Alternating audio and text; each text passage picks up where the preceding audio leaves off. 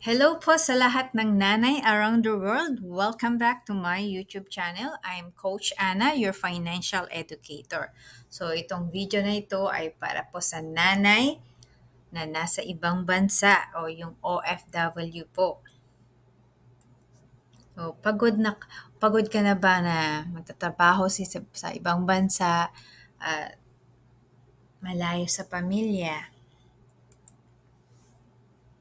Pangarap mo bang makauwi na for good sa Pilipinas, pero hindi mo alam kung paano? Tapusin po natin ang video na to hanggang huli.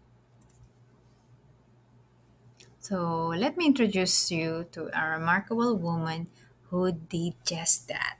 So, isa siyang OFW ma'am, kung saan naging financially educated siya at nakauwi na po sa Pilipinas for good. Yung pangalan niya ay si Jen. Isa siyang dating domestic helper sa Macau.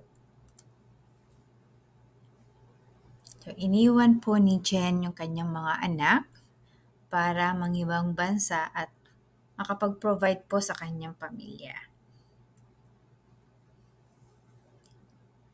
So, nagigilty siya, no? At nako-homesick siya dahil iniwan niya yung mga anak niya maliliit pa.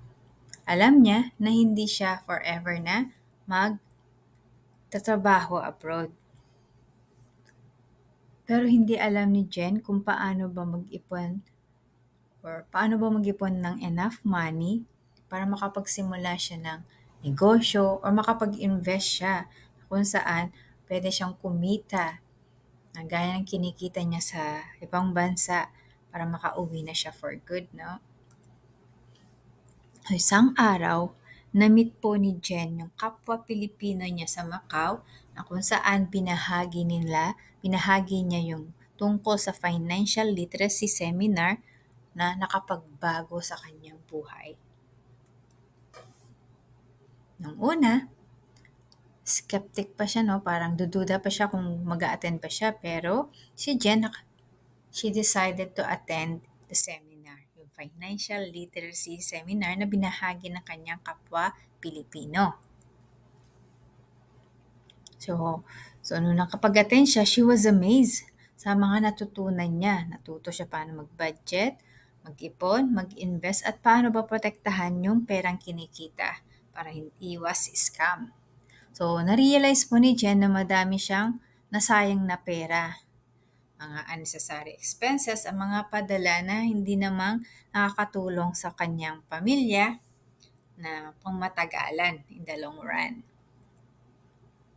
So, inumpisahan ng in-apply po ni Jen yung natutunan niya dun sa financial literacy na inattendan niya na seminar. At nakita niya kaagad yung resulta nito. Nakapagbayad siya sa mga utang na meron siya, debt-free na siya, at nakapag-save din siya ng emergency fund. At hindi lang yan, nakapag-invest siya ng maliit na negosyo na kung saan pwede niyang gawin kahit saan, kahit nasa ibang bansa pa siya. At ito po yung IMG business. So, natuto din siya paano gumamit ng social media, YouTube, na pwede niyang i-promote po yung business na pinasukan niya bilang financial educator na katulad ko at paano ba ma-attract yung mga kapwa Pilipino namin na ma-educate din sila, yung kapwa OFW niya din.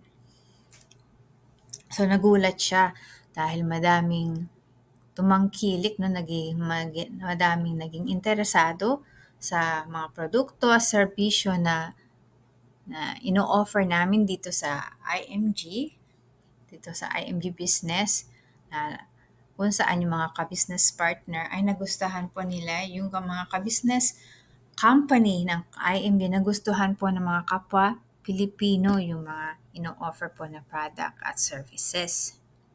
Na kung saan kumita po si Jen nang hindi niya akalain na ganong kalaking pera. So, pagkatapos ng ilang taon na pagtatrabaho, being hard work, sa dedikasyon niya bilang financial educator, finally, natupad po ni Jen yung kanyang pangarap na makauwi for good sa Pilipinas. So, sama-sama sila ng kanyang mga anak ulit at nakapagsimula ng panibagong buhay bilang negosyante or bilang financial educator po sa IMG. So tulad ng kwento po ni Jen, isa lang itong patunay kung gaano ka-powerful po yung financial education. Kung nagawa po ni Jen, alam ko magagawa mo din. So wag po nating hayaan na yung pangarap po natin ay hindi matupad dahil po sa kahirapan ng buhay natin o anuman po yung current situation natin ngayon. Mag-invest po tayo sa ating sarili, sa ating kinabukasan, sa pamamagitan po na matuto po tayo paano ba natin i-manage wisely po yung income po natin. So, I want to invite everyone, lahat po ng OFW mom around the world kasi masisipag po tayo. Mag-attend po tayo sa free financial literacy seminar na inattendan po ni Jen na nakapagbago po sa kanyang buhay. So, meron kaming free financial literacy seminar every Wednesday and Friday. Philippine time, 7 p.m. po siya. So, kung mabigyan niyo po ng oras at gusto niyo na din mabago yung inyong buhay at makauwi na for good sa Pilipinas, take a chance to attend our free financial literacy campaign. So, you can also connect with me. You can screenshot din at ma-scan nyo po yung QR code or i-type nyo po sa browser nyo itong nakikita nyo mga link na yan. And you can also connect with me sa FB Messenger or you can comment below dito sa YouTube video na ito and I will respond as soon as I can. Salamat po sa panonood hanggang huli. I hope nakatulong itong video na to at yung kwento ni Jen para mabago po yung buhay ninyo bilang OFW.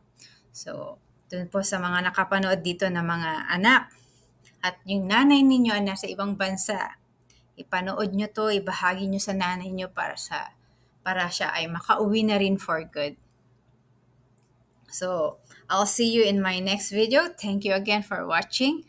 Don't forget to subscribe kung bago ka pa lang dito sa YouTube channel ko at i-click yung notification bell para ma-notify ka kung meron akong bagong upload.